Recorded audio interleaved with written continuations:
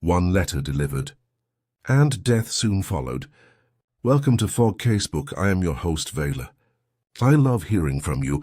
Where are you listening from tonight? Your words make each mystery come alive. On a raw November evening, one of those damp, penetrating chills peculiar to London when the fog lies in streaks like soiled muslin along the quay streets, there occurred a death in Abchurch Street, which the morning journals respectfully termed lamentable and Scotland Yard, with less ceremony called impossible. It was the end of Sir Percival Ashe, baronet and barrister of no little repute, a man as exact in his habits as a chronometer and as cautious, men said, as a chancery judge weighing a widow's mite. He was discovered a little after midnight in his private chambers, above the narrow doorway that bears his name in flaking gilt. The clerk, a pallid youth named Frobisher, told it afterwards with chattering teeth. Sir Percival had dismissed his staff at 10, as was his custom when he prepared his briefs alone. By 12 the lamps in the outer office still burned, but the inner door, never locked while Ashe worked, would not answer to the clerk's timid knock. A second knock gained no response, nor a third. The handle turned, but something heavy seemed pressed against the panel within. Frobisher fetched the porter, and together they forced the door. The gas bracket hissed with a wan flame. Papers lay like snowdrift around the Turkish rug.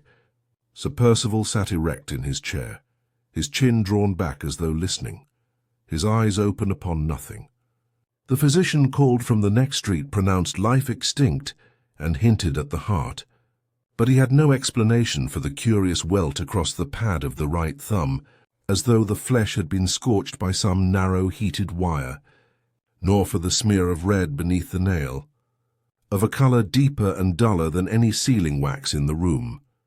The hearth still held a bed of sullen coals, and in the very centre of those cinders a tiny metallic tear glittered like a drop of frozen quicksilver.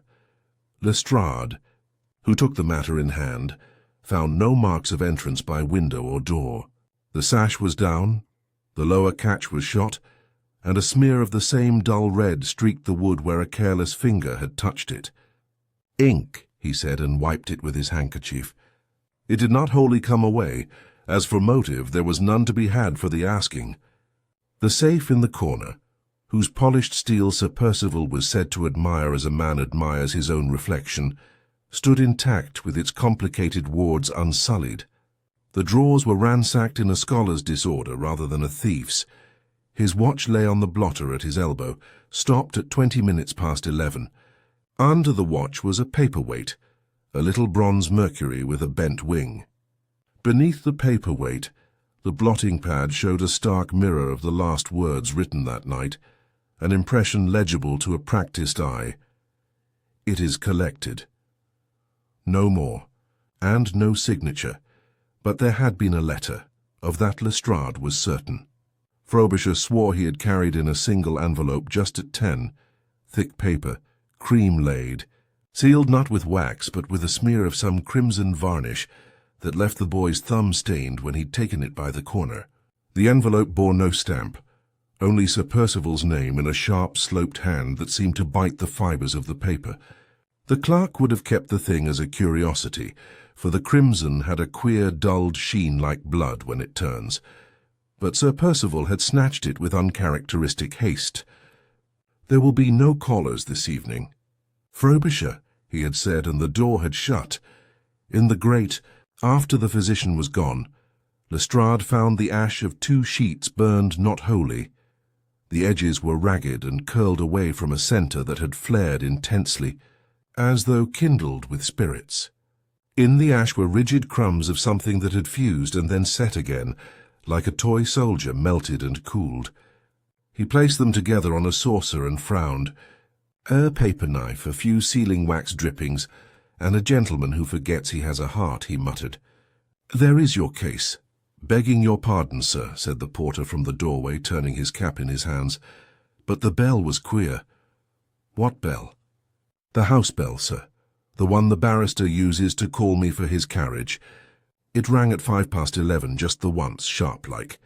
And when I went, well, there was no one on the step and no trap on the street. But the cord in the hall, he pointed with his rough thumb. The braided silk that hung beside the front door was frayed at the very end, as if a knife had clipped it, and the weights within the wall had thudded from the sudden release. Lestrade swore softly and dismissed the man. There were other trifles for those who attend to trifles. The Persian rug at the hearth had a crescent of fine, pearly grit ground into the nap, such as one finds when pumice has been used to smooth a nib. Sir Percival's pen, a long black swan's quill he favoured for private notes, rested in its stand with a hairline of verdigris at the metal collar, while the paper knife, a brass thing with a leaf at the hilt, showed a faint green bloom along one edge that came away on the fingertip and left a sour smell. The little bronze Mercury wore a smudge of the same crimson at his bent wing, and the wing itself was bent a fraction more than the casting intended, as if pressed under a weight. "Poison on the paper," ventured the physician, when Lestrade grunted questions at him in the passage. "Some exotic varnish. A man of Sir Percival's position makes enemies." "Enemies," repeated Lestrade sourly. "So do constables. It is a club of many members." Yet the physician's suggestion found echo in the gossip of the clerks. Sir Percival, though scrupulous, had lately taken a brief in a matter touching moneys lost in a colonial venture, not quite respectable. There were men with ruined faces who waited in the cold for his carriage of an evening, and stood aside muttering when he passed. There was a young lady, his ward, Miss Clara Mordaunt, who had pleaded with him not to pursue some line of argument in court that would lay bare a family shame. "He laughed, sir," Frobisher told Lestrade, tears in his eyes. He said truth paid ready coin. At 3 in the morning, when the fog had troubled into the very chambers and turned the lamp flames to jaundiced moons, Lestrade sat with his hat on the back of his head and wrote his report. Heart failure with attendant shock. Unusual stains to be submitted at the yard. No sign of intrusion. Property undisturbed. He had half a mind to write suicide, but even his blunt pen balked at it. Men do not scorch their thumbs for the sake of tidy certificates, and the words on the blotter, "It is collected," refused to sit cleanly in any category he possessed. He sent the porter to fetch coffee from a stand in Cannon Street, and in the interval the room settled into a hush so deep that the hiss of the gas became a living thing. The watch on the blotter, its face blurred with breath that was no longer there, stared implacably at 20 minutes past 11. A draught rattled the spent ash on the grate. Somewhere in the building a mouse resumed its small conspiracies. At dawn a messenger arrived with a note. The envelope was ordinary, the writing vigorous and untidy, the seal honest red wax. It was addressed not to the Yard but to 221B Baker Street. Lestrade's lip curled. "If he must have his theatricals," he said, "I suppose I must give him the stage." He slit the note and read it in the doorway. His breath smoking in the grey corridor. "Lestrade," it ran, "if you insist on calling a lark a nightingale, do not be surprised when it refuses to sing. I shall be with you before the hour strikes. Do not permit any tidy-minded person to sweep the hearth. H." By the time the coffee came, the clatter of a hansom had sounded in Abchurch Street, followed by the brisk tread of a man who disliked waste of any sort, least of all that of time. He entered the chamber with a nod that took in everything, and saluted no one. His keen grey eyes passed from rug to grate, from blotter to window latch, and his nostrils, like those of a hound on a dry scent, widened almost imperceptibly. Holmes removed his gloves deliberately and laid them on the desk beside the watch. His long, nervous fingers hovered for an instant over the bronze Mercury, then, without touching it, moved to the paper knife, the pen, the blotting pad with its mournful mirror of the dead man's last sentence. He said nothing. He did not so much as look at the body. But I, who had not meant to be anywhere but my bed that morning, felt the familiar prickling along my scalp, the herald, as I have learned to recognize it, of those occasions when an ordinary room becomes a chessboard and a dead man's hand moves the first piece. "It is collected," murmured Lestrade, half defensive. Whatever that means. Holmes looked up, and the ghost of a smile creased his thin face. "Oh, it means something," he said softly. "It always does." Holmes's first act was to draw the blind a hand's breadth and admit a greyer light upon the desk. He glanced once at the still figure in the chair, and with that humane economy which never wasted a sentiment where a fact would serve, reached past the dead man to the watch upon the blotter. He breathed lightly upon its clouded face, wiped it on his cuff, and held it level with the lamp. "Stopped at 11:20, you observe," said Lestrade. "We take that for the approximate hour of death." "We take too much on trust," Holmes returned, and set the watch upon its rim. "A watch laid face down retains a film of moisture upon the glass, when a warm hand has lately held it. This had the blur of a room, not of a pulse. He did not wind it this evening." He sniffed delicately. "And there is coal gas in the case. Pray note the faint green bloom upon the brass key-post. The man set the thing down close by the bracket, 2 nights in 4. It is not a timepiece consulted under stress."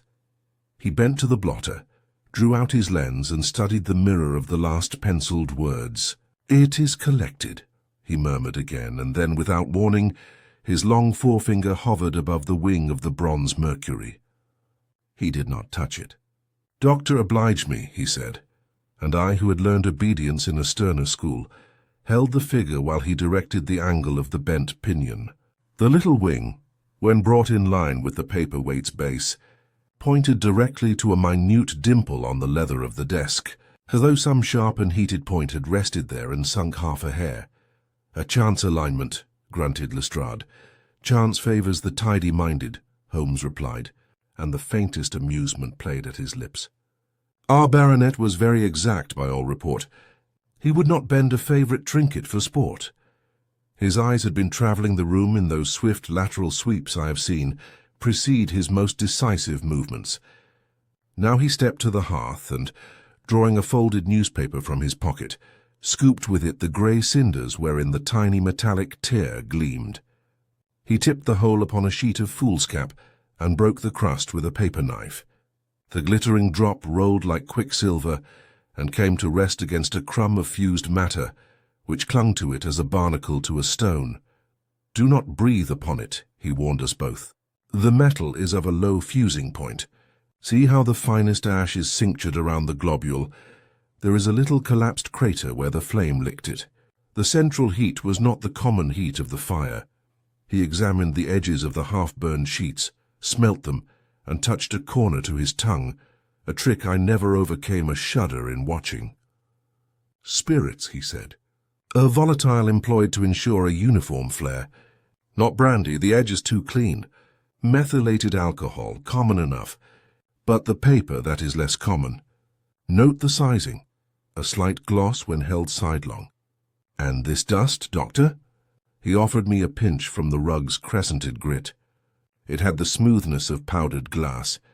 "Pumice," I ventured. "From a stationer's?" "From a particular habit of stationers," said Holmes. "A man who mends his quills himself keeps such a dust at hand to dress the nib. Our friend Swan's quill is in the stand, but see how the knife wears verdigris and smells sour. He used acid, vinegar or lemon juice to brighten the brass. But the bloom is fresh, and the knife edge itself carries the faintest streak of what?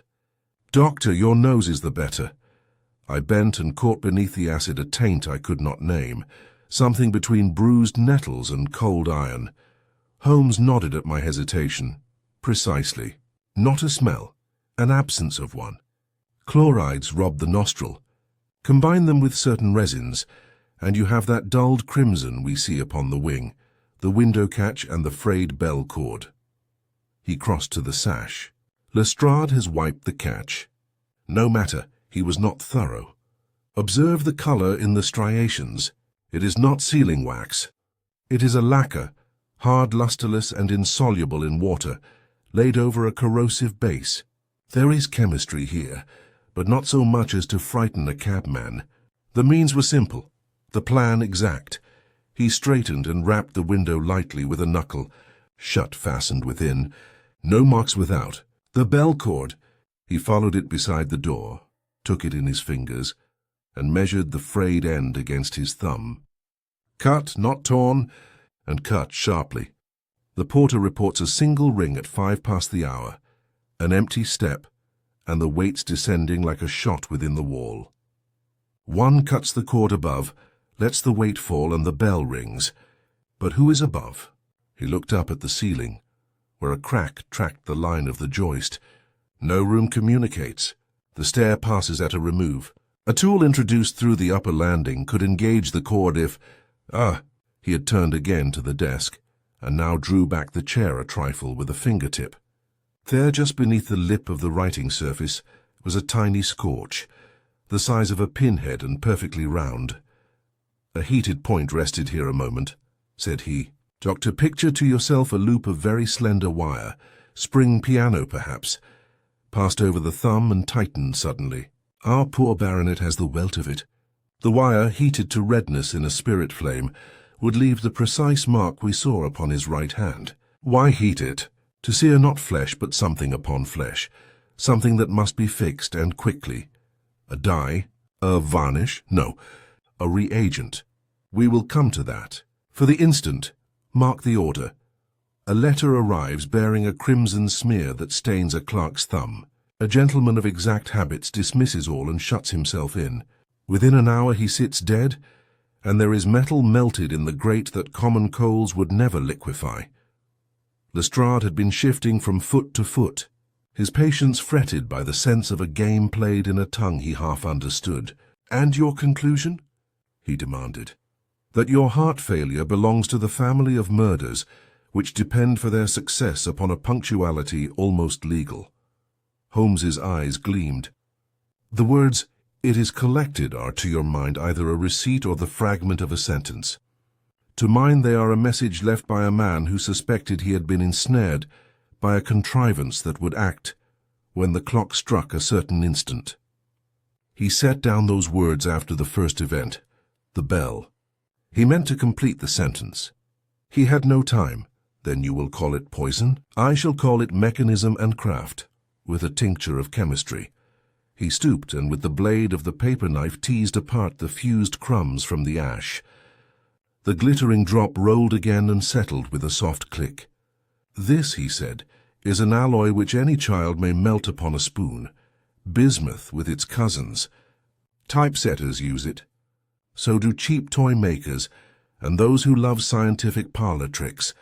When liquefied it runs into a mold, and when cooled, holds a shape as true as a die. Imagine a little weight, no larger than a marble, formed of such a metal and lodged where a thread or a lever or a pin awaits its fall. You set your spirit lamp beneath it. You go away. In 10 minutes or 40, the drop releases its hold, the weight drops, and your trap springs. You are provided with an alibi as watertight as a solicitor's phrase book." Lestrade's eyes were upon the bent bronze wing. "And that—" "A lever," said Holmes. "Or an index. It was depressed with force greater than a casual hand would use.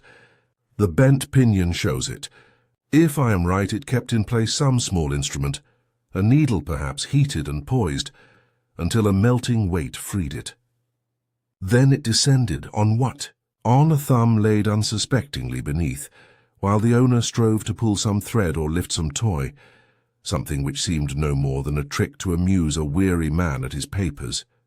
He looked up sharply. "Frobisher." The clerk stumbled in with his cap in his hands, his boyish face mottled with fatigue. "Mr. Frobisher," said Holmes, "not unkindly. You carried a letter at 10, thick, cream, sealed with a smear of crimson." "From whom?" "I don't know, sir," the lad stammered. "It was left by a gentleman in a dark coat who would not give his name. He said it was private and for Sir Percival's hand alone." "And since then, has any caller spoken with you of bells, or weights, or curious toys?" Frobisher swallowed. "Only Miss Mordaunt, sir, at 9 this morning. She asked if there had been any accident with a—" He faltered and looked at the still figure. "With a puzzle box," she said. Holmes's head came up as a hound's when a far horn sounds. "A puzzle box," he repeated softly. "Thank you. You will kindly give me Miss Mordaunt's direction." Lestrade made a note.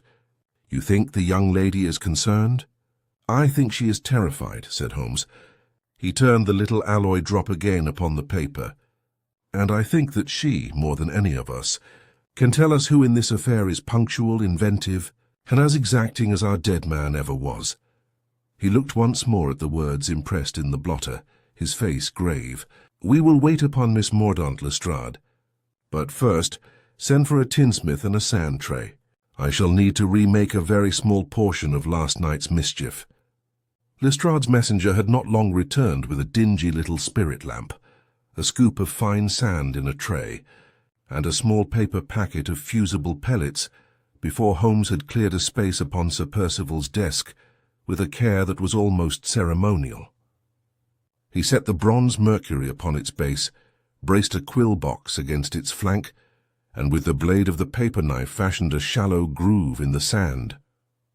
From his pocketbook he produced a length of hair-fine wire which, being looped, would scarce have snared a moth, and a pin whose head, once heated, might brand a dot no bigger than the point of a type. "You have a conjurer's pockets," muttered Lestrade. "A detective's," Holmes corrected him, and, striking a match, coaxed a blue tongue from the lamp. One of the dull, pewtery pellets softened in a spoon, ran like rain, and at his breath set into a neat grey tear. He balanced it upon a trembling straw over the groove, propped the pin above the dimple he had shown us beneath the desk lip, and drew the wire loop taut between the Mercury's bent wing and the table's edge, so that the slightest downward touch would free the pin to fall. "Observe," said he. Then, to my astonishment, he slid his own thumb beneath the poised point, the loop drawn loose over the pad.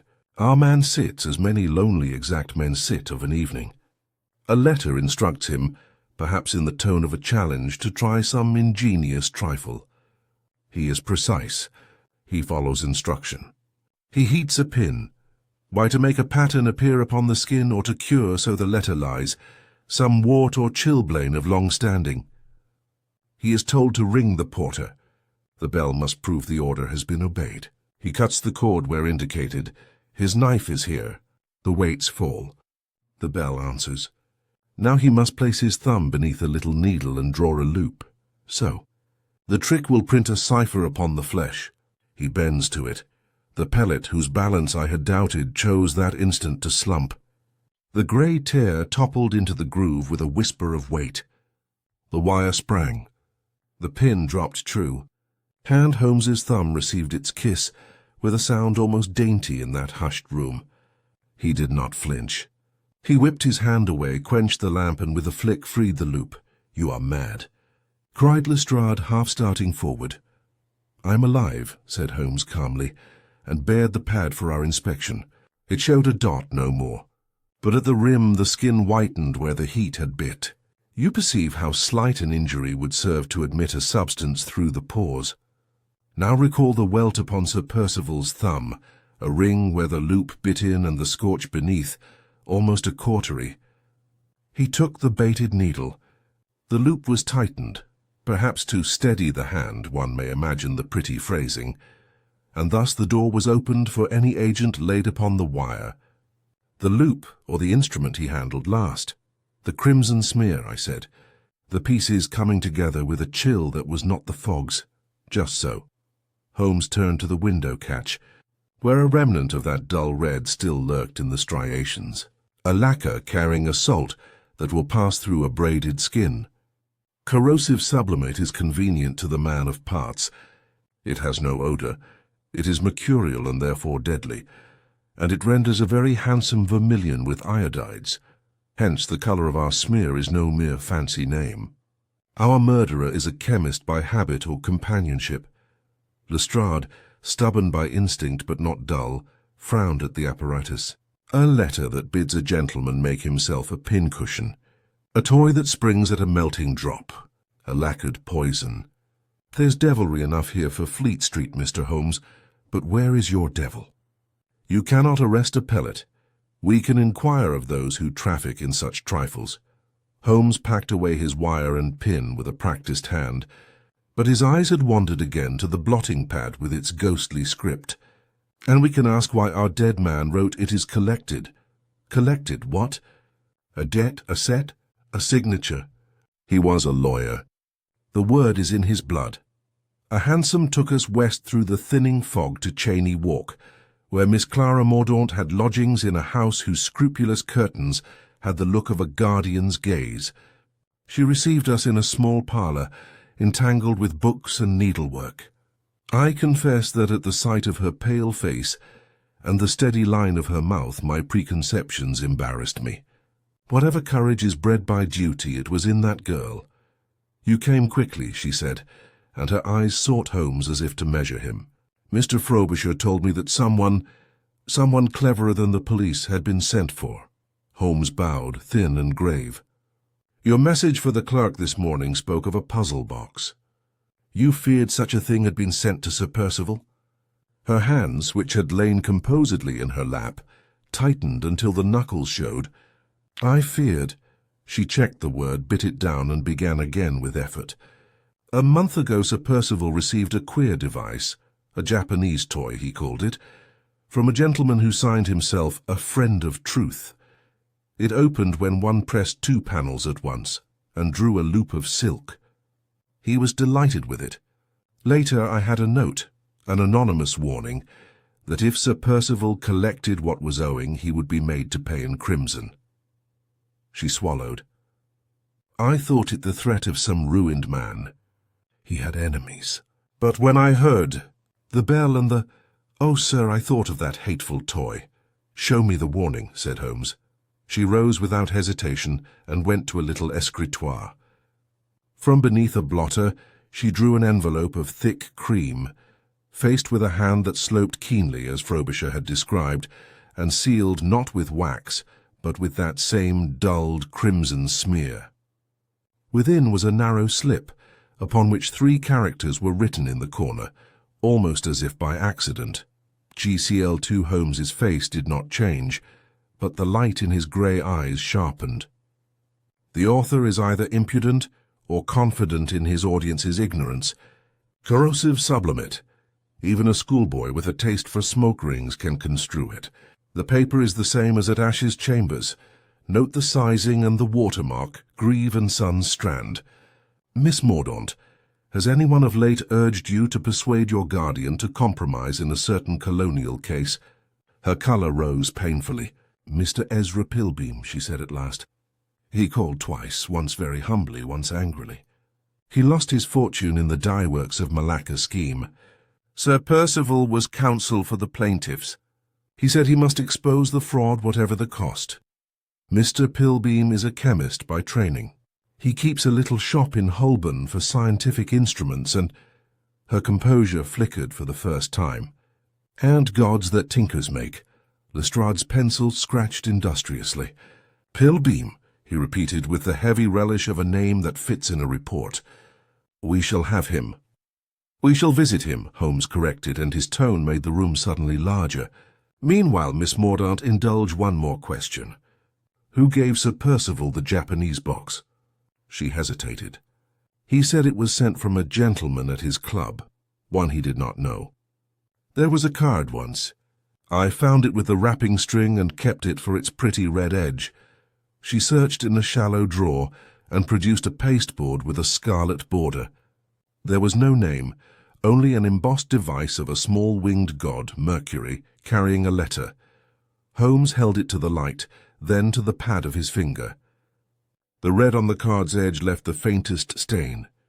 He folded it into his pocketbook as if it were now his due. "Thank you. You have been franker than most, Miss Mordaunt. Now permit frankness in return. You are in danger from fear. Do not answer strangers. Do not handle any ornament, toy, or letter, whose origin you cannot swear to. Mr. Watson will see that you have a draught for your sleep." When we had descended, Lestrade could contain himself no longer. "It is Pilbeam if ever a name begged a warrant.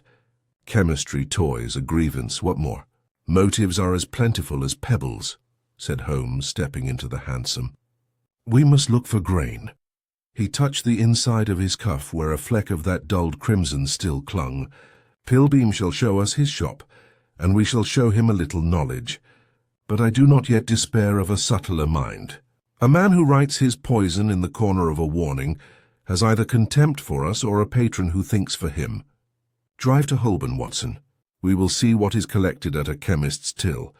Holborn was at its greyest, the gutters filming with the thin wash of an uncommitted rain, when our cab drew up before a narrow frontage whose panes were dizzy with small contrivances. Mr. Pilbeam's establishment had all the air of a child's cabinet enlarged to the scale of a street. Electrical jars and Leyden bottles wavered in the window beside tin kaleidoscopes. Little brass engines dozed under glass. There were boxes of coloured sand for the instruction of infants, and a card declaring in neat copperplate scientific amusements and chemical requisites. A bell tinkled with officious zeal as we entered.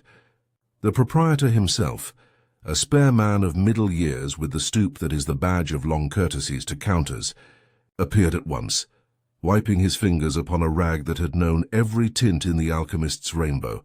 He might have been a schoolmaster fallen upon retail. His eyes were mild and bloodshot. The corners of his mouth had sunk as men's mouths sink, who apologize by habit for the world's incivilities. "Good morning, Mr. Pilbeam," said Holmes, easy and affable. "We have heard of your curious toys. I am a humble lover of a parlour trick, particularly if it requires a steady hand." The man's glance flicked, and in that involuntary motion I saw the apprehension of one who expects a blow in the dark. "I sell many things, sir," he returned civilly, "to divines for their demonstrations, to ladies for their gardens, to boys for their ruin." His mouth made the ghost of a smile. "If it be a trick of balance, I have it. If a trick of fire, likewise. Our town feeds upon astonishment." Holmes strolled with languid interest along the cases, his finger trailing without touching. "An alloy that fuses in a spoon?" he inquired presently. "I was entertained last evening by a gentleman who made a weight melt upon a candle, and yet not scorch the string it hung by." Pilbeam's hands, which had been folding paper into triangles, paused. "There are such alloys," he admitted. "Bismuth with tin and lead. Not a dangerous toy, save to tablecloths and credulity. I supply it among others?" "Among others," Holmes repeated, and his voice made a small observation read like a deposition. "You write receipts, Mr. Pilbeam, your ink. Your paper?" "The Strand furnishes both to half the tradesmen of London," Pilbeam answered, and his pallor lifted a tone. "If you have a particular complaint, it is a particular curiosity." Holmes had come upon a shelf where jars stood with handwritten labels. He lifted one, regarded it, set it down again, and with the calm of a man poking a dog to see whether it would bite, uncorked another and dipped into it the head of a wooden spill. The liquid ran off in a perfect drop. He shook upon it a pinch from a brown packet marked pot iod and held it up. A dense flocculent orange bloomed like a flower upon the pale wood. "Your stock is excellent," said he placidly, stoppering the jar. "Mercuric chloride at a cruel purity, and the iodide to match. One could write a very handsome crimson with such a marriage if one were minded." Pilbeam's rag made a slow revolution in his fingers. "I sell to schools and hospitals," he said. "The mercurial is a common antiseptic." His eyes had not left Holmes's face. I saw now that their mildness was not dullness but discipline.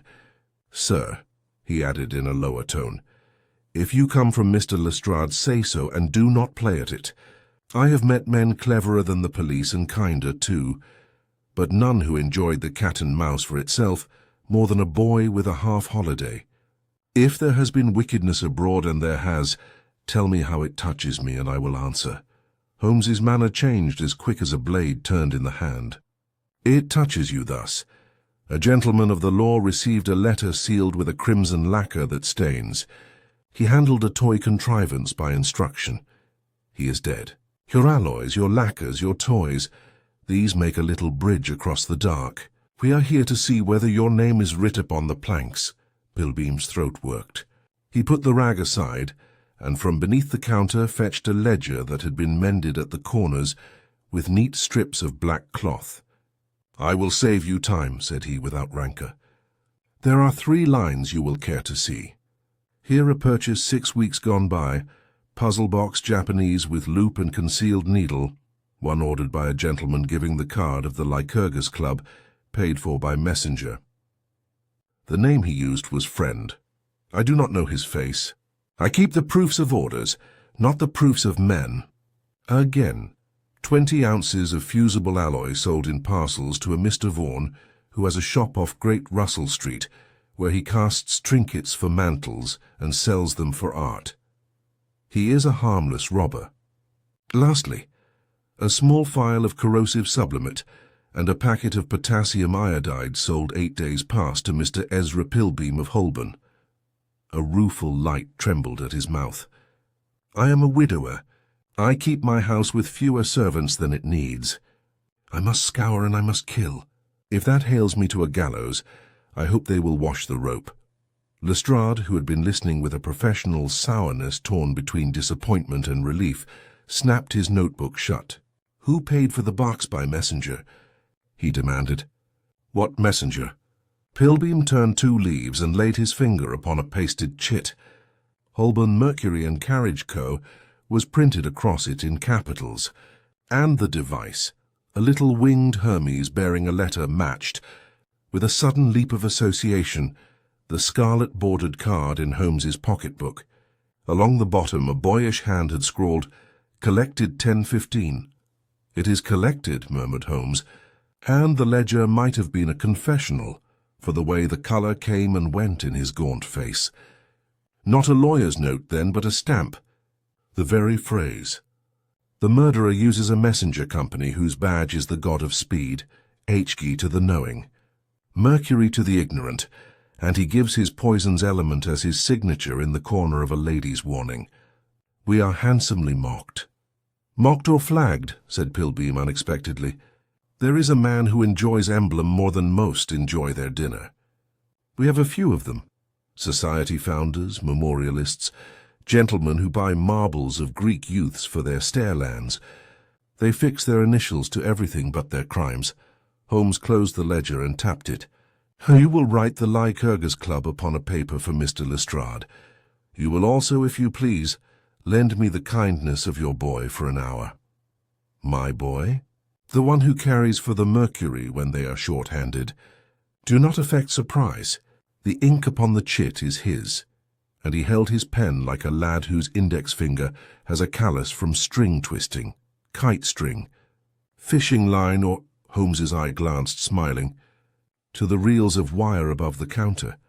Wire for mechanical trifles. A thin youth with ears like shutters in a draught confessed to the burden at once. He owned run parcels thrice for the Holborn Mercury. The last had been to the Lycurgus Club, Bedford Place, to a gentleman who gave his name as Vale. He had fine gloves and a walking stick with a little whistle in the head. He tipped proper, the boy added loyally. He said as how a boy with clean hands might go far. Adrian Vale, I hazarded, for the name had stirred some association in my mind. Aram Vale, corrected Pilbeam slowly. A lecturer in mechanical philosophy. He comes in now and again to complain of my prices, and purchase twice what he complained of. He is clever, and very exact. Holmes's nostrils dilated at that word as a horse's at the scent of water. Exact, he repeated. We will pay a call on Mr. Aram Vale. But first the Strand. The Strand, to which the rain had lent a polished silver, gave us Grieve and Sons with no reluctance. Holmes's card, and a tone which implied that the fate of nations hung upon a watermark, procured a shopman and then a manager. Yes, the cream-laid, the scarlet-edged pasteboard, the lacquered envelope, these were all their issue. The pasteboard had been ordered with the Hermes device by subscription of a club, the Lycurgus. A gentleman of the committee, Mr. Vale, had paid for an extra 100 from his own pocket for private use, to save the club the small charge. The lacquer? That was not theirs. A purchaser had brought a small bottle to match the colour of the card's edge on his own seal, which was not wax but varnish, fashion now among young bloods. "Mr. Vale carries a whistle in the head of his stick," observed Holmes as we emerged. "It calls not dogs but boys. He collects through mercury. He writes upon mercury. He poisons with mercury. What remains is to learn for whom he plays mercury. Either he is our master, who cannot resist the neatness of proclaiming himself in cipher, or he serves one who sits behind a screen and feeds him symbols like carrots to a performing pony." Lestrade hailed a cab with his habitual impatience. "We shall learn it at the Lycurgus," he said. "If he is there, I shall take him." Holmes's hand restrained him on the step. "You shall, but not yet. We are watched." His voice had gone quite flat. The tall gentleman with the ulster, who compared his watch with the clock of St. Mary Lestrade. "He has seen us twice and smiled the same small smile. He enjoys emblems. He is amused by coincidence. You will go in, Lestrade, as the law. I shall go elsewhere as a trifle less respectable. Watson, you will walk in the rain and forget your practice in boots and look as if you would rather be dry. At the least hint of a messenger boy's whistle, do not move towards it. Move from it. And Miss Mordaunt?" I asked. "Miss Mordaunt," said he with that quiet which with him meant speed, "will receive another letter before the clock strikes 6, if Mr. Vale's system runs on habit. We must outrun a messenger." He looked once up the Strand, where the traffic flowed like a river of tarnished pewter. "Our man has set his stage with harmony. Mercury upon card, mercury in chemistry, mercury in the street. To break the composition, we must play a discord at the right bar. Come, my dear fellow, we will try how quickly a god can be outpaced by 2 mortals and an honest cab-horse." The rain quickened to a steady patter as our cab clattered eastward, Holmes silent beside me, his head bent in that attitude of concentration which rendered the whole world, for him, a chessboard with pieces waiting to be moved. Lestrade fumed audibly, muttering half-formed plans of warrants and constables. I knew better than to disturb Holmes in such a mood, for often it was in the furnace of silence that his most brilliant deductions were forged. At length, as we approached Bloomsbury, he stirred. "Watson," said he, "recall the card Miss Mordaunt preserved. The winged mercury bearing a letter, red-edged. Now connect it with the chit from the Holborn mercury, bearing the word collected. Both point to a systematic hand, one who delights in emblems. But ask yourself, would a man bent solely on murder take such pains to adorn his cruelty with allegory?" "I should think it the act of a madman," I said. "Mad perhaps, but not irrational," Holmes countered. "There is order in these conceits. Vale, or his master, writes in the language of mercury because it gratifies him. That very indulgence may betray him." Lestrade gave a derisive snort. "Fine words, Mr. Holmes, but my business is handcuffs. If this Vale's behind it, I'll clap him in irons before the night's out." "Clap him too soon," said Holmes coolly, "and you may find yourself grasping a glove while the hand escapes." "Patience, Inspector. The performance has not yet reached its climax." The cab deposited us before the Lycurgus Club, a sombre building with a portico of fluted pillars stained by soot. Gentlemen in ulsters passed in and out with the practised indifference of those who live upon clubland's routine. Holmes's eyes, ever restless, swept the entrance, the lamps, the pavement. Then, with sudden resolution, he turned to Lestrade. "You will go in, make such inquiries as a police officer must, and doubtless meet with courtesy of the chillest variety. Meanwhile, Watson and I shall loiter yonder." He indicated a tobacconist's shop opposite. "From there we may observe who takes notice of your errand." Reluctantly, Lestrade agreed, and mounted the steps with the solid tread of authority. Holmes and I withdrew to the shadows, the glow of the shop's brazier warming our hands as we feigned interest in the pipes displayed. Minutes passed. Clubmen arrived, nodded to acquaintances, and vanished within.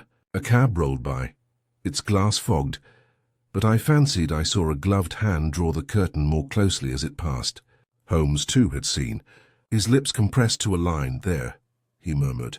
"The tall man in the ulster. The same we marked near St. Mary Lestrade. He lingers still.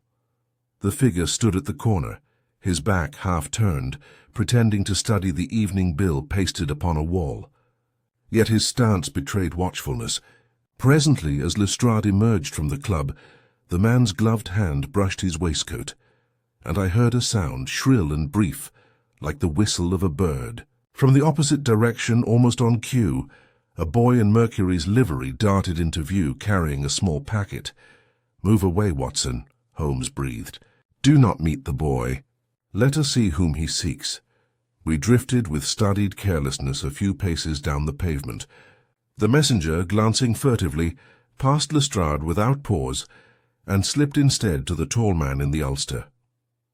The packet changed hands with practiced swiftness. A moment later the man hailed a hansom, stepped in, and was borne away. Holmes's eyes glittered. "So the game is played through intermediaries.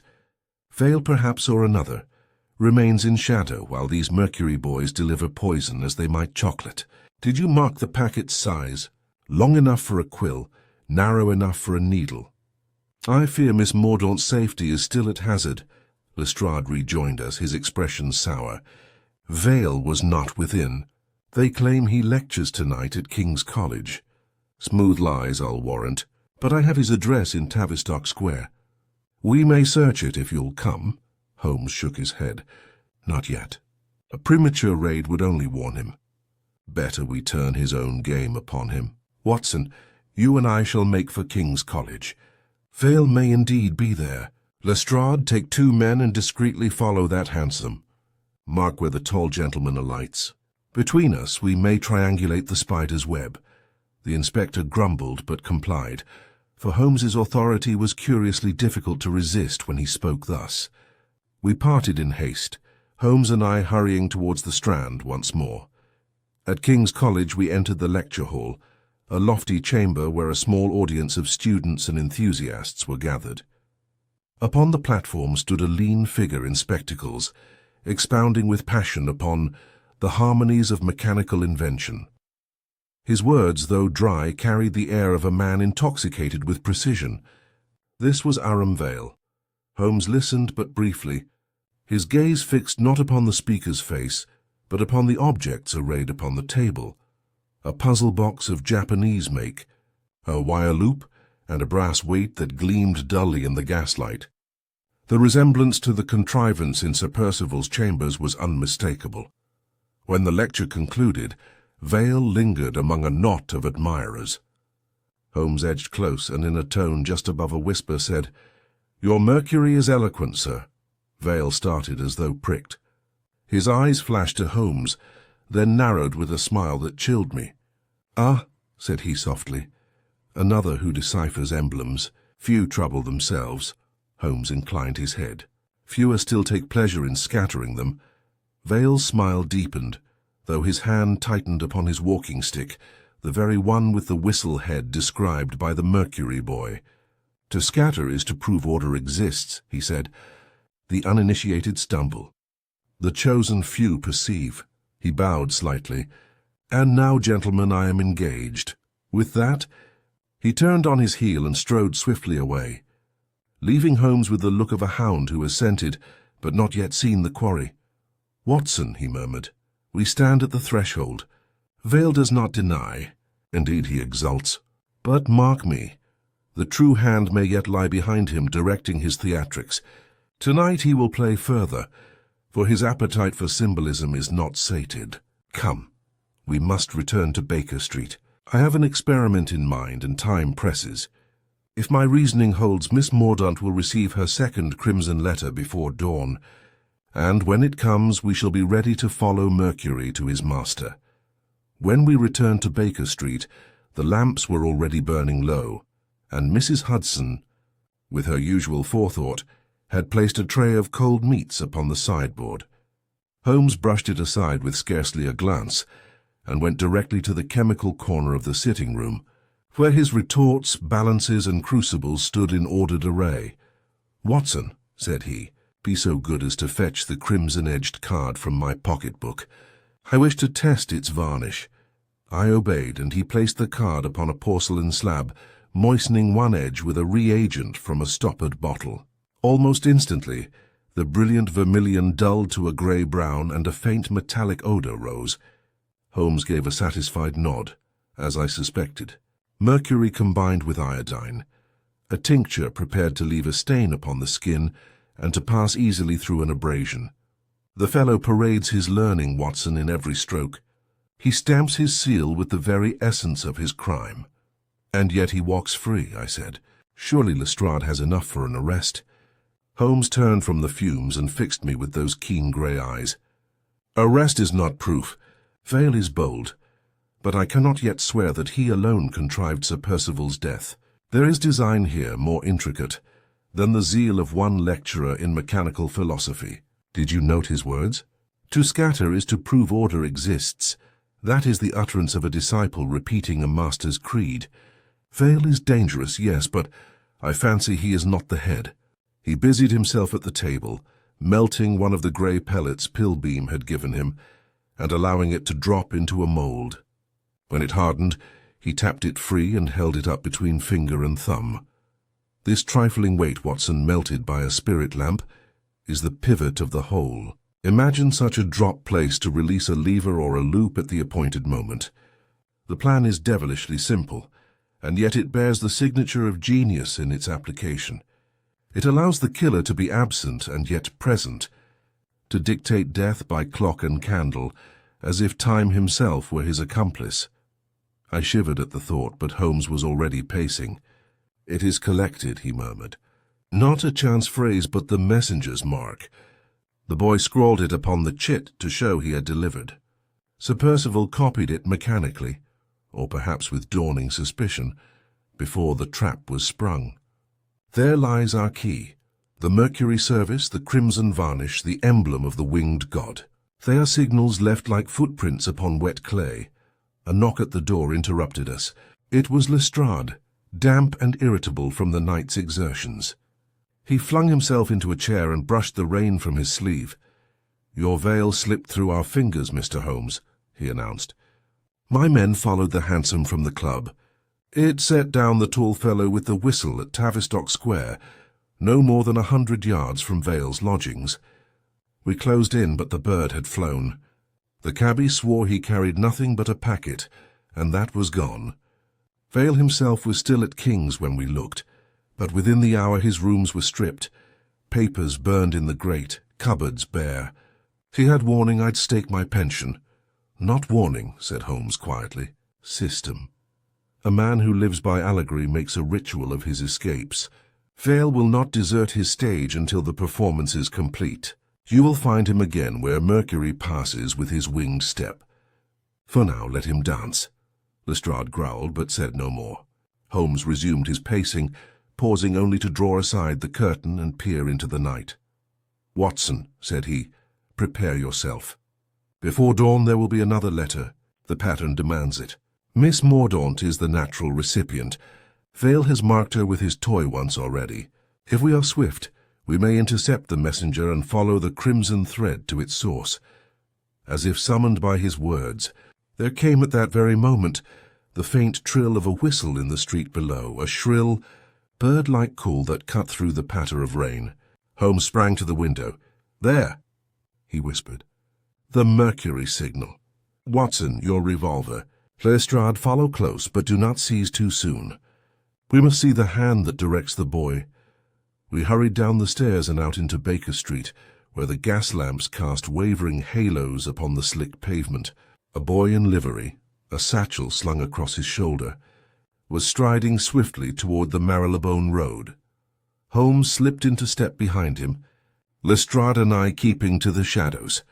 The boy halted at the corner, drew a small envelope from his satchel, and looked about as though for confirmation. At that instant, the tall figure in the ulster emerged from a doorway and took the letter with the same swift gesture I had seen before. The boy scuttled off, leaving the man to examine his prize beneath the lamp. Holmes touched my arm and we held our breath. The envelope bore that same dreadful smear of dulled crimson across the seal. With deliberate care the man placed it in an inner pocket and raised his whistle to his lips, giving 2 sharp notes. Almost instantly a cab turned into the street, as if awaiting only that summons. Holmes's eyes gleamed. "Now, Watson, follow the cab. Lestrade, see to the boy. I shall attend to our friend in the Ulster." Events blurred. The man sprang into the hansom. Holmes bounded after, seizing the step with a grip like iron. The cab rattled off into the night, wheels scattering water in sheets. Lestrade darted to the messenger and caught him by the arm, while I, heart thundering, hailed another cab to give chase. For half an hour the pursuit careened through the wet labyrinth of London, past shuttered shops, down alleys where the gas burned dim, across squares where the fog lay in waiting.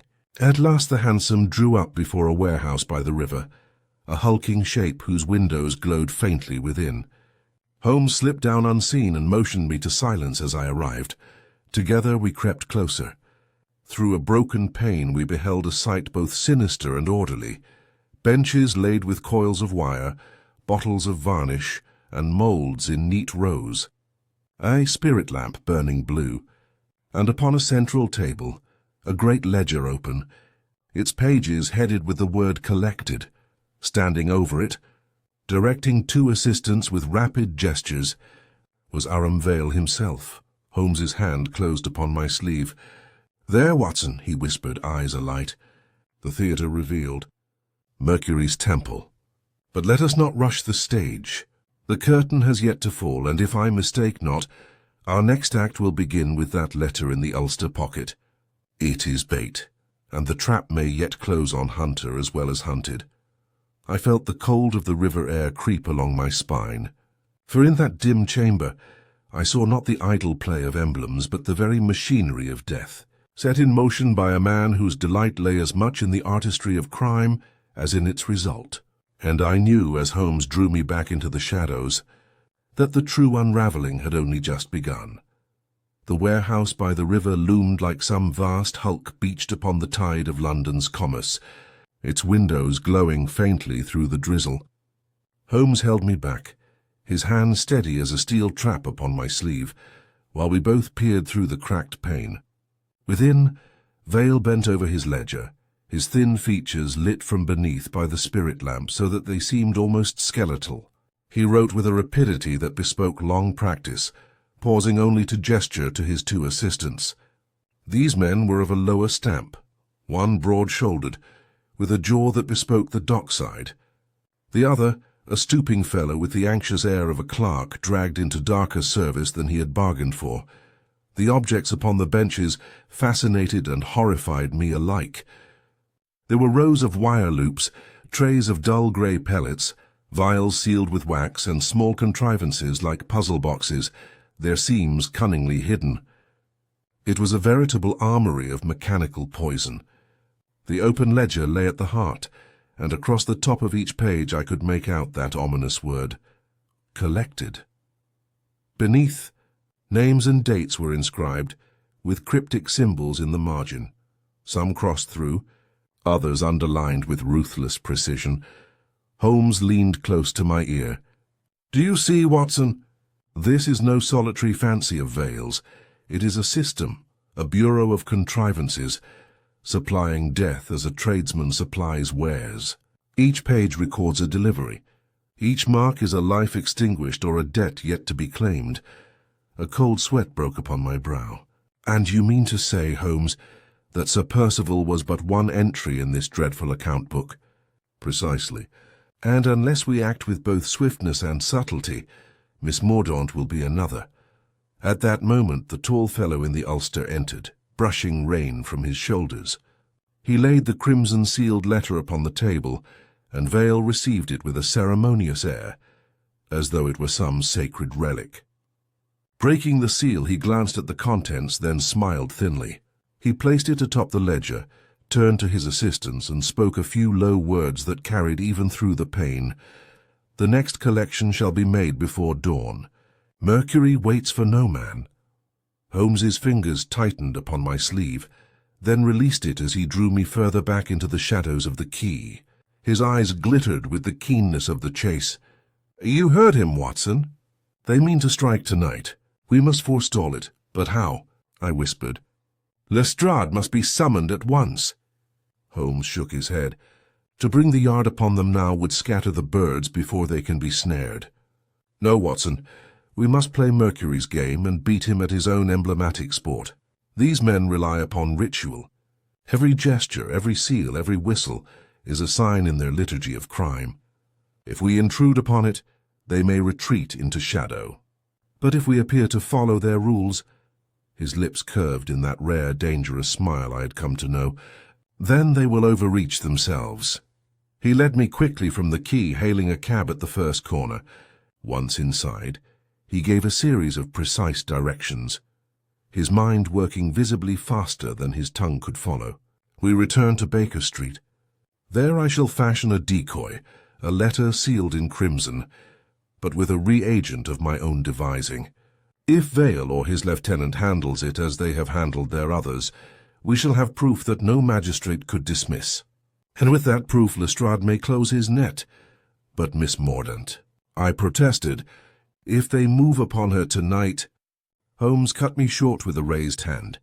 She is their intended quarry, yes, but if my calculations are correct, the fatal letter meant for her is already prepared.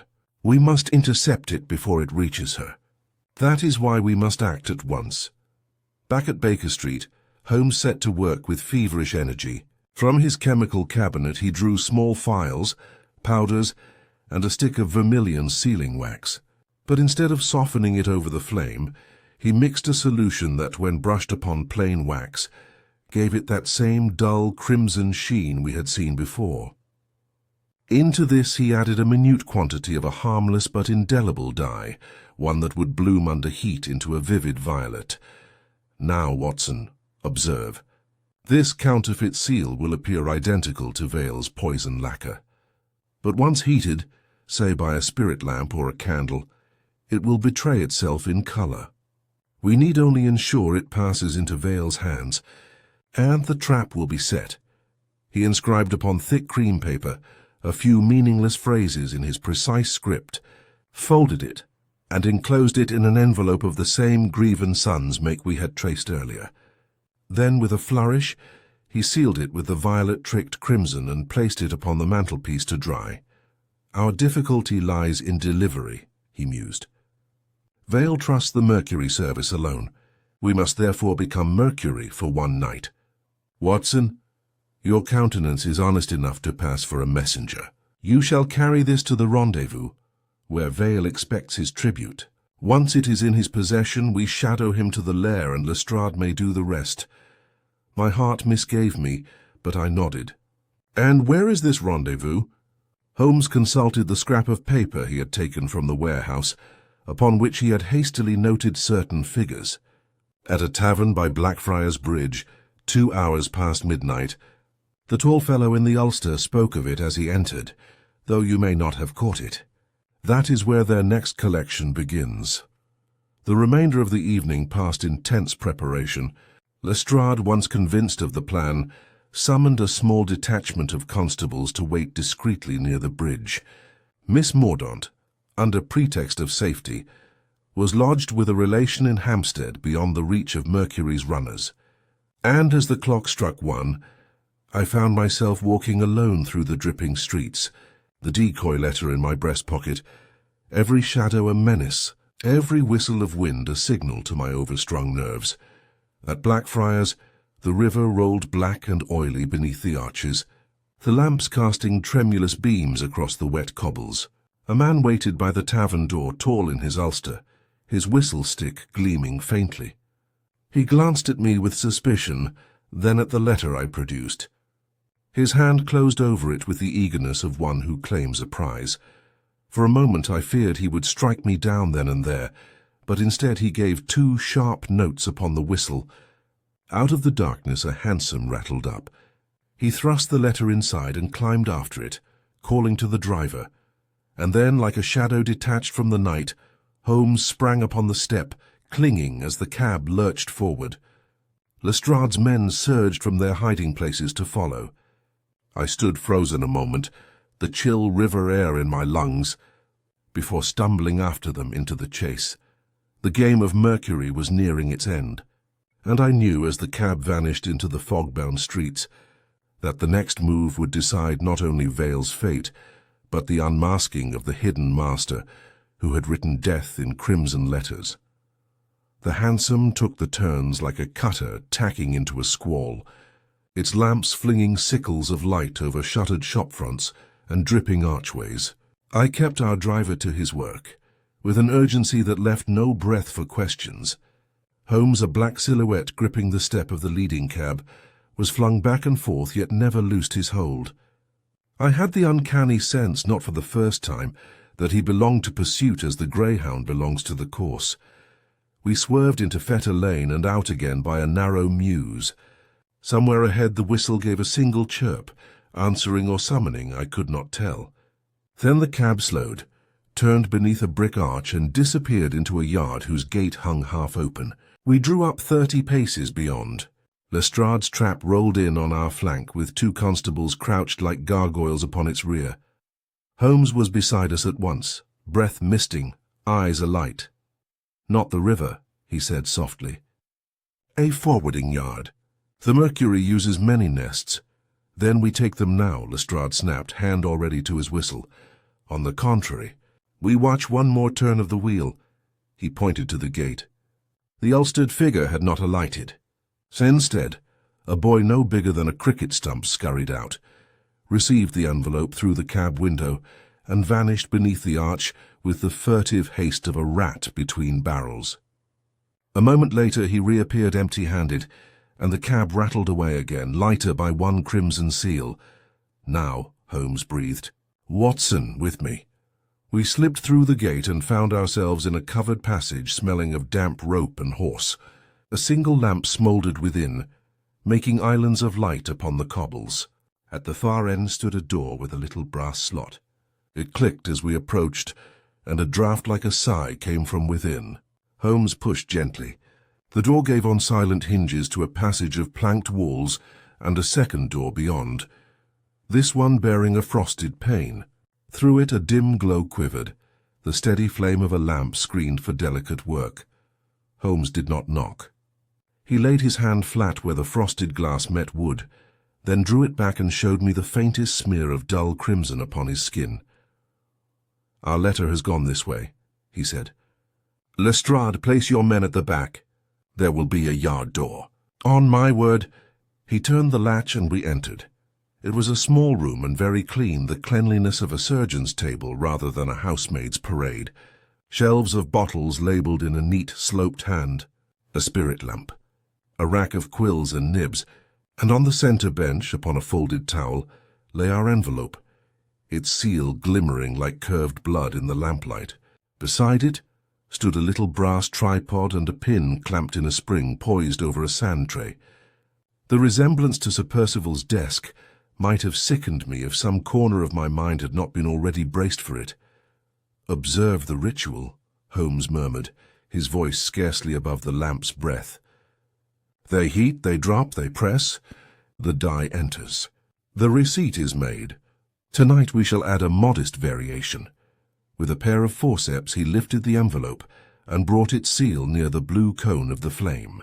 As the heat kissed it, the crimson deepened and bloomed at the margin into a rich violet, like a bruise rising through fair skin.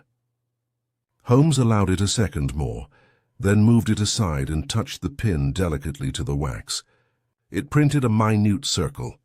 He held up the point, now half stained with violet, to the light and smiled with rare approval. "Proof," he said. The door jerked suddenly. The ulstered man filled the frame, his whistle-stick raised by instinct and then lowered in bafflement at the sight of us. Behind him, Lestrade thrust a shoulder through and jammed him to the jamb with the hearty efficiency of the yard. "In the Queen's name," Lestrade began, but the fellow's head had already snapped towards the table. He saw the violet. In that instant his face emptied of all pretense, leaving a mask both stupid and dangerous.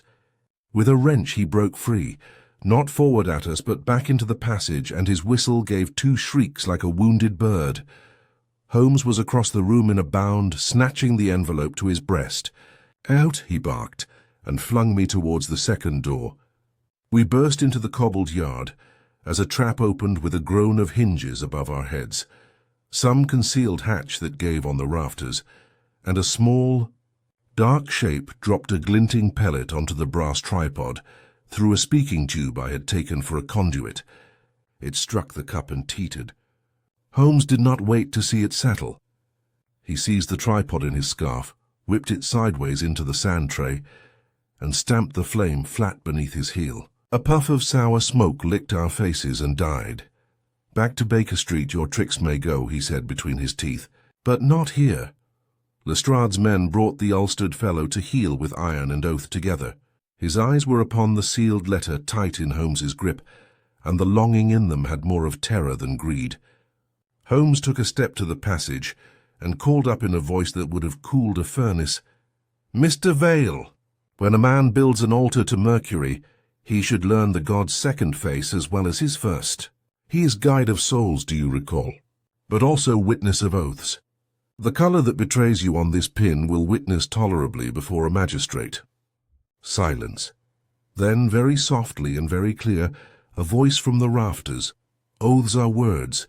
Mr. Holmes, you of all men should know that the working of a thing is truer than its name." A shadow stirred at the angle of beam and roof. We had a glimpse of a pale, lean face. The lecturer's spectacles flashed once like a cat's eyes in a hedge, and then a board eased back and swallowed him into the warren above. Lestrade spat an oath and made to charge. Holmes's hand checked him. "You will lose your men in that maze and gain nothing but broken shins. We have netted the fish we cast for." He indicated the ulstered prisoner, who sagged now between the constables, his bravado gone. "And we have his bait and his hook both." He lifted the letter. "It is addressed." He turned it so that we might read. Miss Clara Mordaunt was written in that quick, sloped hand we had learned to count an enemy.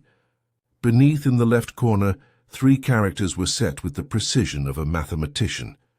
HGCL2. "The same," I breathed. "The same," Holmes echoed. "Lestrade, you will secure this room, take the lists and bottles into custody, and send 2 men at once to the warehouse by the river. Vale will flee there. It is a habit of mine to return to the centre when the circumference is touched. Post a man also to the Lycurgus entrance. Someone will be instructed to burn papers if we do not prevent it. As for this gentleman," he stooped and with the corner of his handkerchief touched the prisoner's gloved knuckle where it had brushed the heated wax. Even through the leather, a faint bloom of violet had risen, haunting the seam. "We shall learn his name very shortly. He is courier lieutenant and I suspect clubman. His whistle calls Mercury in the street. In the reading room it calls porters and avoids draughts. Look under his collar, Lestrade." They did so. On the linen, stitched in discreet blue, were the initials A.V. Vale. Lestrade blurted. Holmes's mouth thinned. "No, Vale has not the wrists of a rower. These are river wrists. A.V. stands for Adrian Vaughan, the caster in Great Russell Street to whom Pilbeam sold his fusible stock. He supplies the toys, runs the errands that require a broad back and a steady nerve, and is paid with lectures to applaud and club dinners to smell from the passage. He will tell us where Mr. Vale keeps his second ledger, and who pays the bills." "And who is that?"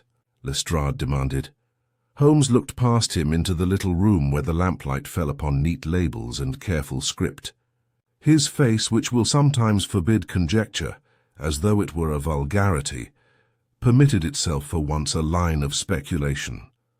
"The hand is a lawyer's when it pleases, a scholar's when it does not," he said.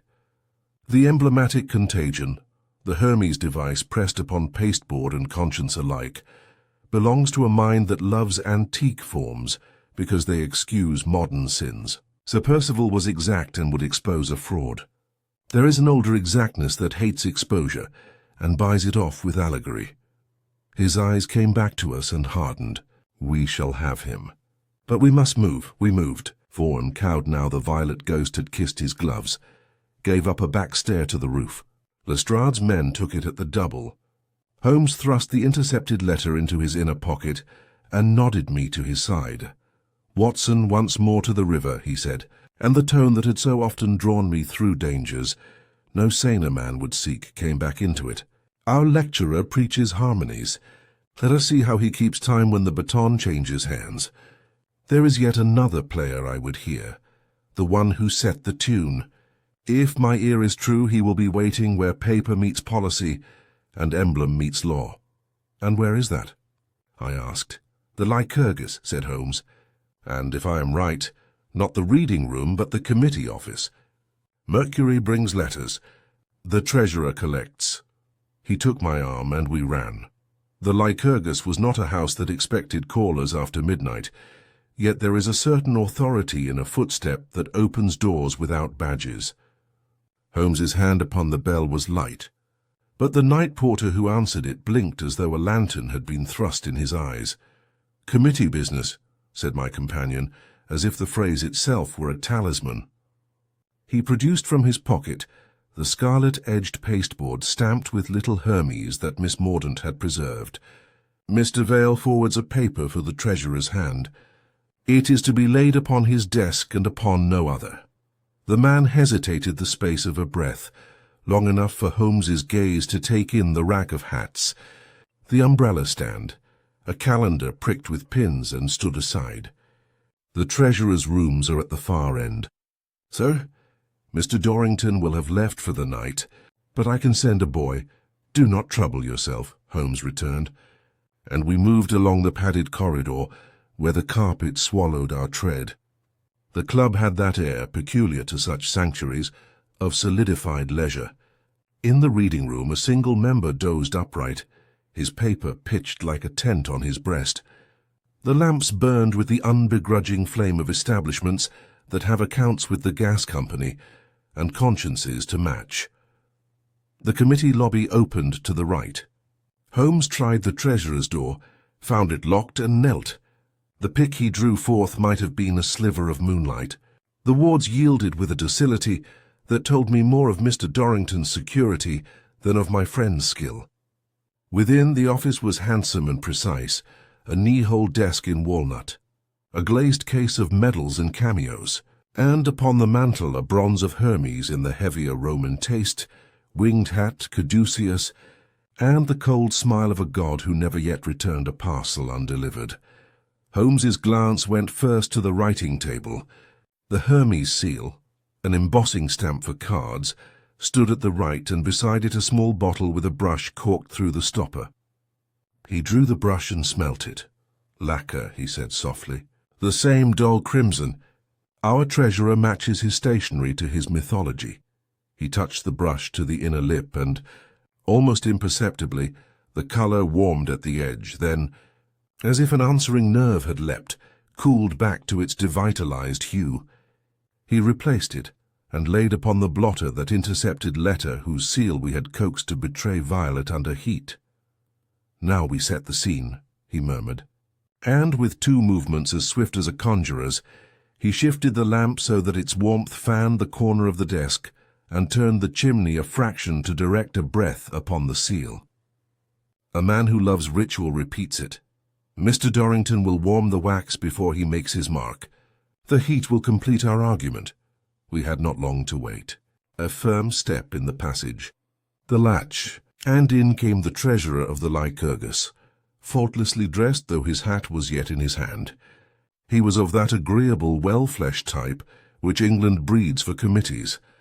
A forehead high and polished, a mouth practised in reproofs that land like favours, and eyes whose amiability never quite disguised the little balances clicking behind them.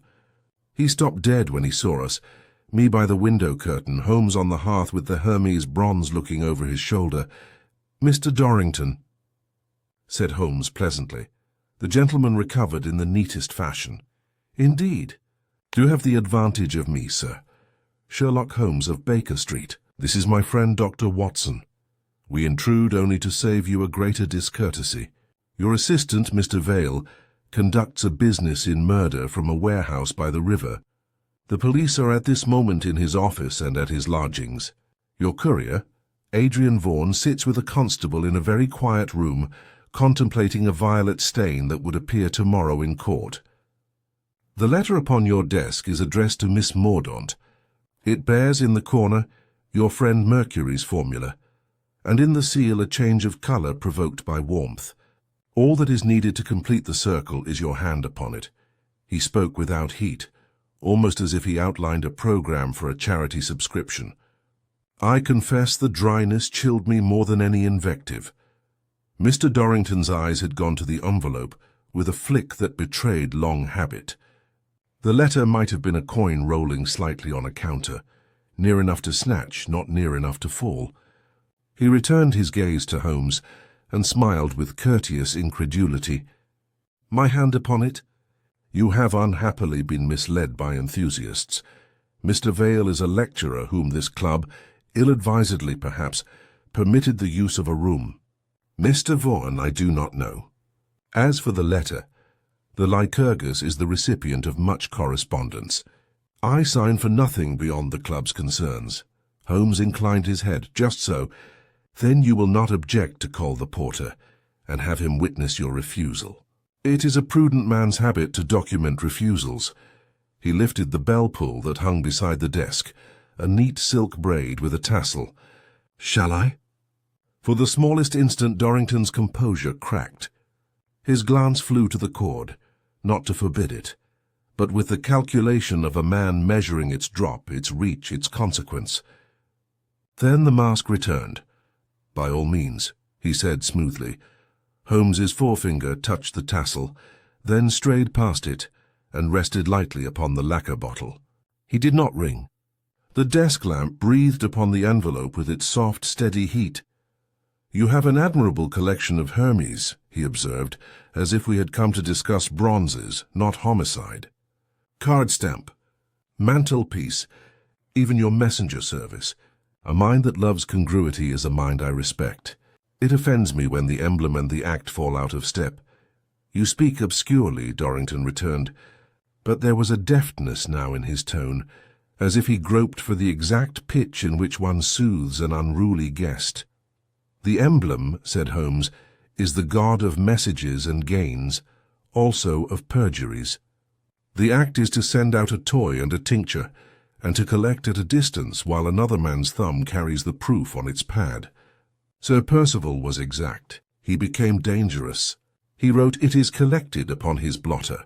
Your messenger's own cant. A lawyer's ear for formula. He was perhaps on the edge of writing a name. He let the sentence hang like a noose. I had seen men bluster, men plead, men turn to violence or collapse into tears. Mr. Dorrington did none. His right hand went out towards the envelope with a perfectly moderate motion, as if to remove a trifle that offended his eye. Holmes's left moved as quietly to the Hermes stamp. He lifted it by its handle, inverted it, and with the barest of touches brought its brass face within a hand's breadth of the wax. Not yet, he said, and in that instant a change touched the seal. At the edge, where the warmth had kissed it, the crimson climbed into that telltale violet as a blush climbs a cheek. Dorrington's hand recoiled with the neatness of a drilled parade. He did not start, he did not swear, but the distances of the room altered subtly around his caution. You lay traps, he remarked. I correct harmonies, said Holmes. Shall we fetch Lestrade to turn the page? He would rejoice in the word collected written across your ledger. Dorrington's eyes, which had never left the letter, came to Holmes's face at last. You will find, if you look, that I am treasurer only to subscriptions and repairs. Lecturer's hire is the secretary's concern. The committee hires rooms. Members pay their dues. The Lycurgus is a respectable club. The Lycurgus, returned Holmes, is a machine, a respectable machine that keeps letters and men moving along grooves, deepened by habit. It is an admirable place from which to rule a smaller, less respectable machine. You have a taste for antique forms, Mr. Dorrington. You saved the club a small expense by ordering pasteboard on your own account. You matched the club's seal in lacquer. You admired a young man's gift for trickery, and set him to the purpose for which such gifts are always employed, when a rich man directs them. He stepped aside a pace. Behind him, upon a side table, lay a sheaf of bills clipped neatly. Holborn Mercury and Carriage Grieve and Sons, Stationers, Pilbeam Scientific Amusements, 3 trades whose names had by now the familiarity of family to me. Your accounts, treasurer. said Holmes, almost with kindness. "And in the drawer to your left, if you will permit, your private ledger." Without waiting for leave, he drew it. The lock was token, the contents candid. A thin book, its columns as exact as a church ledger, headed in the same sloped hand we had seen by the river. At the top of each page, collected. Beneath, entries of sums received in consideration, stripped of names but accompanied by signs. A caduceus, a letter V, 3 dots in a triangle. The last page was blank, but at its corner a fingerprint had been left in a faint smear of dull red. Dorrington did not move to snatch it. He stood very still. I could hear the porter's steps returning along the corridor, called perhaps by the faint murmur of voices. When he spoke, his tone had altered, the affability gone to the bone. "You can make trouble," he said. "You cannot make proof." Holmes's smile was almost weary. "I have learned," he answered, "that proof in this world is rarely a thunderbolt. It is a sapping of earth under a wall. You will notice a triviality. Your lacquer blooms violet under heat. The same bloom appears now upon your Hermes stamp's face, where mine brought it near the lamp, upon the rim of your bell pull where your finger strayed, and upon the seam of Mr. Vaughan's glove. The Yard will call it corroboration. Your ledger will call it conspiracy. Mr. Vale, when taken, will call it instruction. Will he?" Dorrington murmured, and the softness in the words made me brace myself. The bell pull jerked. Not from Holmes's hand, but from the foot of the desk, where Dorrington's toe had found a second tassel cunningly hid among the mouldings. The porter's steps quickened into a run. At the same instant a panel in the wainscot clicked, and the breath of cold air on my cheek told me all I needed of a hidden passage. Holmes was already moving, not at the panel. He knew better than to wrestle with a door he had not measured, but to the corridor. "Watson, keep him in the room!" He shot over his shoulder and was gone, light as a whiplash. Dorrington's eyes slid to me. We were 2 men in a narrow space with a letter between us and the habits of a lifetime behind him. He lifted his hands in a gesture as old as civility. "Doctor," he said quietly, "do not be foolish." "I've had the misfortune," I answered, drawing my revolver, "to be foolish often enough to survive it." The porter burst in, the colour draining from his face as he took in the tableau. "Sir, Mr. Dorrington—" "Stand where you are," I said, and for once the uniform of a club yielded to the tone of a battlefield. From the corridor came the echo of running feet, several. Converging, Holmes's step and another's heavier, and far away, like a gull's cry over the embankment, the faint susurrus of a police whistle. The night's river-work was sending its answer up the Strand. Dorrington's gaze passed in that instant to the little bronze upon the mantel. Hermes, untroubled, smiled upon us both. For an instant, that might have been a full minute, all 3 of us were frozen in that quiet, respectable room while the building woke about us. Then Dorrington's eye flicked, not to the panel, not to the bell cord, but to a wafer knife that lay parallel to the blotter, and the calculation I had feared ripened at once into motion. He snatched for it with the neatness of a man who signs and seals 100 papers a week. I stepped in, caught his wrist, and felt the trained strength that years in committee chairs do not betray. It is the strength of a man who rows on the river at dawn and fences at noon, and keeps his pulse in order because self-command is his religion. The knife scraped my sleeve. I bore down. The porter, recovering himself, reached foolishly for Dorrington's shoulder and was flung aside as one pushes a curtain. "Stand off," I cried, and the revolver steadied the air between us. The treasurer's breath came through his teeth once. He let the knife fall with a docile clink and lifted both hands, palms open, the picture of injured gentility. "I shall remember this." "Sir," he said. "You will remember more if you stir," I returned. The corridor burst into sound. Holmes came in like a steel spring uncoiling. Lestrade after him with 2 constables, and a third man bee-splashed with river damp, one of the embankment police who had run all the way at a whistle. Holmes took in the attitude at a glance. A minute relaxation showed in the line of his shoulders. "Thank you, Watson," he said simply, and to Dorrington, "You are very good to wait. The back passage brings one handily to a private door upon Coptic Street. You will permit me to commend your architect." Dorrington's colour had altered not at all. "You invade a private office. You threaten a member with a firearm, and you commend the architect," he observed. "Sir, if this club survives the scandal you propose to create, it will be by virtue of its manners, not its statutes." "It will survive," said Holmes. "Evil rarely chooses feeble houses. It prefers stout walls. Lestrade, the letter on the blotter is addressed to Miss Mordaunt. The seal is charged with a reagent that answers to heat. The bottle at the treasurer's elbow contains the lacquer we have traced from Grieve and Sons to the warehouse. The stamp bears upon its face the violet bloom. And in the second drawer left, do not force it. The spring slides, a ledger headed Collected, which your man will recognize from the river. You will please take charge of the whole." Lestrade had already set to it in the clumsy yet infallible manner of a bulldog among china. His satisfaction, I confess, was not displeasing to witness. The constables stood Dorrington aside, the porter hovering like a bird over a snake, uncertain what in him to fear most, the law or the gentleman's displeasure. Holmes, who never triumphed where a nail would answer, went to the mantel and regarded the bronze Hermes as if to satisfy some private fastidiousness. "So you have a taste for gods with wings," he remarked. "It is a common error to forget that wings carry one as swiftly down as up." The treasurer made a small movement with his shoulders, like a shrug kept for formal wear. "Mr. Vale will be found to have misused facilities placed at his disposal," he replied.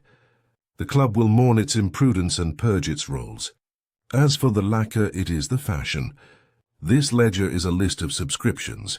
Collected is an ordinary word. You have woven a romance, Mr. Holmes.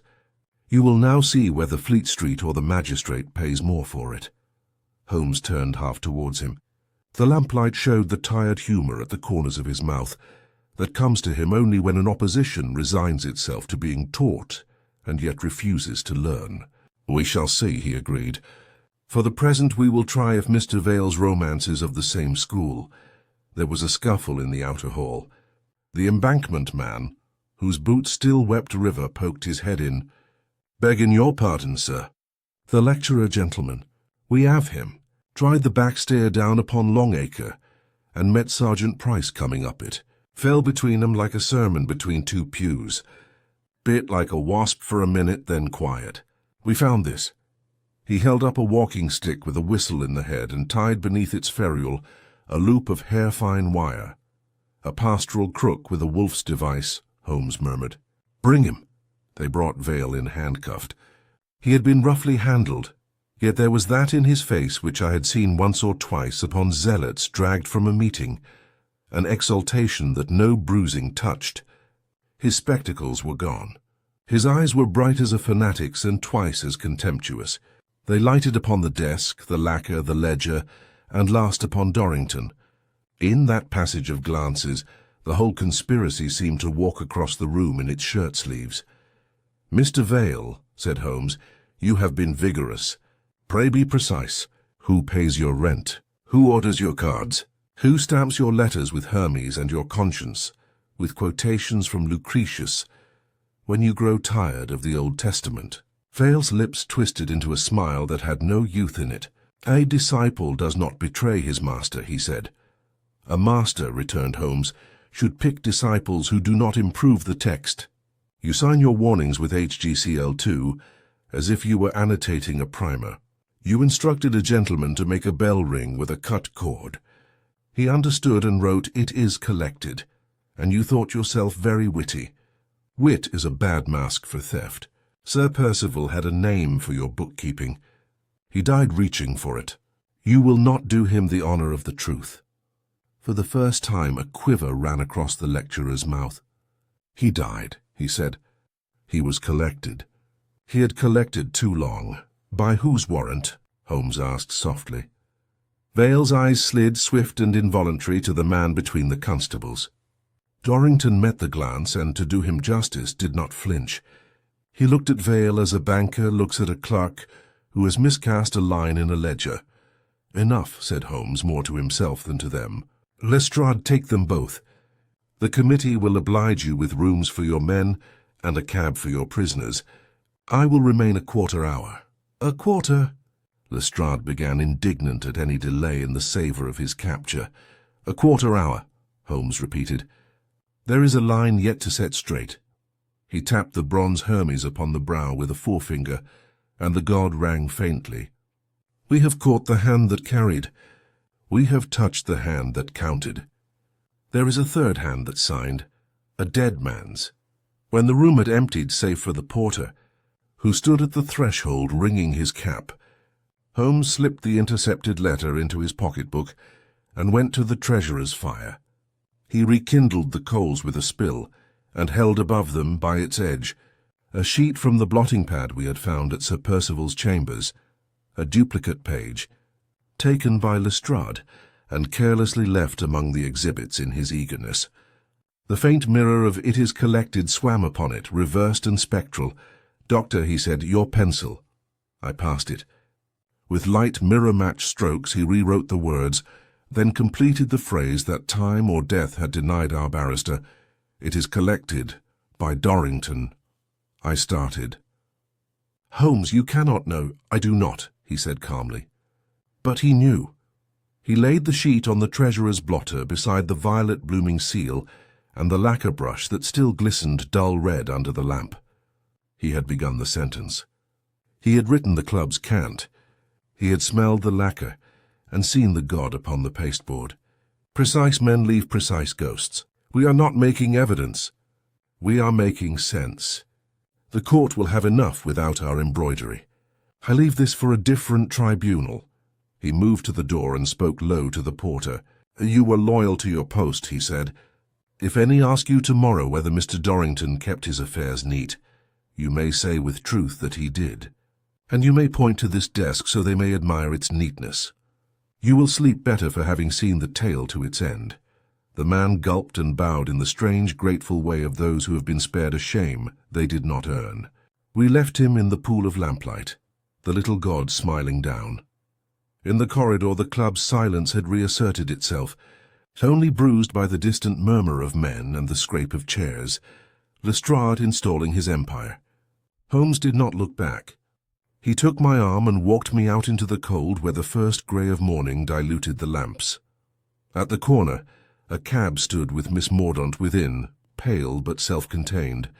Lestrade had sent for her, either from zeal or clumsiness, to identify correspondence.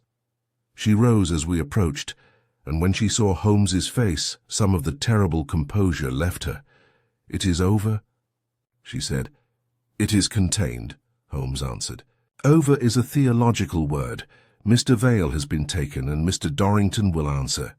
You will receive no more crimson letters. There will be noise. Your name will be bandied. You will bear it. If any man pretends pity, tell him you prefer respect." She looked at him with that steadiness which brave women keep for the one man before whom they feel at liberty to be weak. "I do respect you," she said simply. Holmes's mouth bent in that shy, deprecating fashion which sits so oddly upon a mind like his. "You respect a system," he returned. "It is Mr. Watson who is respectable. Come, the dawn is raw. I prescribe a fire and providence." As we rode back towards Baker Street, the city stirred under the pall like a patient under a surgeon's sheet. Holmes was very quiet. At last he spoke, more to the window than to me. "Emblems, Watson," he said. "We deck our vices in them and take comfort from the garland. I have seen murder masked in philanthropy and theft draped in romance. It remains murder. It remains theft. If I live long enough, I shall add Mercury to my little private pantheon of dubious saints, the patron not of thieves, but of tidy hypocrites." "You have added one more to your list of admirers," I said, glancing at Miss Mordaunt, whose lashes were lowered now in a weariness that was almost peace. He shrugged a shoulder. "The list lengthens and shortens with the day. I am content that Sir Percival's watch may be wound again. though by another hand. We turned into Baker Street as the milk carts made their rounds, and the first paper sellers called the hour. Mrs. Hudson's kettle sang. Holmes set the intercepted letter upon our mantel, and stood a moment contemplating it, the violet kiss plain at its rim. "There remains only to translate a ledger into a charge," he said, "and to hear what Vale chooses to call loyalty when the sun is up." "And Dorrington?" I asked. "Dorrington," he answered, "will speak of subscriptions. So does a leech if you consult him on his diet." He smiled without mirth and reached for his violin. "Play us into breakfast, my dear fellow," I suggested. He lifted the bow. "No," he said, "this morning Hermes shall provide the music. He has had the baton long enough. Let him hear the tune he wrote." And with that he set the bow to the string and drew from it a grave, measured air such as I had heard him play, only when he had pulled a soul from the teeth of a machine and was inclined, for once, to forgive the machine. The trial of Adrian Vale and Adrian Vaughan occupied a single morning at Bow Street. The Crown laid before the magistrate the intercepted letter, the lacquer that bloomed violet under heat, the ledger headed "Collected," and the testimony of Miss Clara Mordaunt, who spoke with quiet courage of the warnings she had received. Vaughan, cowed beyond pretense, confessed his errands and his part in the mechanical devices. Vale, unrepentant, proclaimed that he had been serving a higher order of truth, until Dorrington's schemes diverted his zeal into darker channels. As for the treasurer himself, he listened to the charges with the air of a man correcting a balance sheet. He was remanded, Vale and Vaughan with him, the Yard already confident of a conviction that would write a black chapter in the club annals. When the court emptied into the autumn air, Miss Mordaunt came to Holmes and pressed his hand. "You have freed me from a terror I dared not name," she said simply. "What can I ever give you in return?" "Live without fear, madam," he replied, "and perhaps remember that precision is no crime when it serves truth. It becomes one only when it serves a lie." With that he bowed, and she was led away by her relations, her ordeal nearly done. That evening, back at Baker Street, Holmes allowed himself the rarest of indulgences, a quiet pipe by the fire, his violin untouched in the corner. I could not restrain my admiration. "Holmes," I said, "you have unravelled a conspiracy that might have struck half London had it been left unchecked. Vale with his devices, Vaughan with his errands, and Dorrington with his purse. Each a link in a chain of death, and you have broken it." He exhaled a thin stream of smoke. "I have only followed the emblems to their source. Men betray themselves, Watson, not by what they conceal, but by the pattern in which they arrange their concealment. Vale could not resist scattering symbols like crumbs for sparrows. Vaughan, a blunt instrument, had the initials stitched into his collar. Dorrington, a lawyer to the marrow, sought congruity in everything, even in crime. He could not endure that the seal upon his devices should differ from the club's pasteboard, or that a receipt should lack the word "collected." In that passion for order he betrayed himself. "And Sir Percival?" I asked. Holmes's eyes grew grave. Sir Percival was also exact, but exact in honesty. He scented the ritual too late. His unfinished sentence, "It is collected," was his testament. A pity that his scruple cost him his life, but it has unmasked a wider fraud. His precision matched theirs, and that is why it undid them. For a time we sat in silence, the crackle of the fire our only companion. At last Holmes rose, took the violet-stained envelope from the mantel and dropped it into the flames. The crimson seal blackened, curled, and was gone. "There, Watson," he said, dusting his hands as if with finality. "The case is concluded. Mercury has carried his last message. Let the gods rest. London has enough mortals to trouble her without their aid." He turned to his violin then, and the first strains of a grave. Deliberate air filled the room, neither triumph nor mourning, but something between, as if he played for Sir Percival's unfinished sentence, and for the unmasking of those who had twisted order into cruelty. And I, listening, felt once more that mingled awe and affection which his genius so often kindled in me, that strange certainty that though the world teemed with emblems, riddles and men who clothed their sins in allegory, there was at least one mind in Baker Street capable of stripping them bare and leaving only the truth.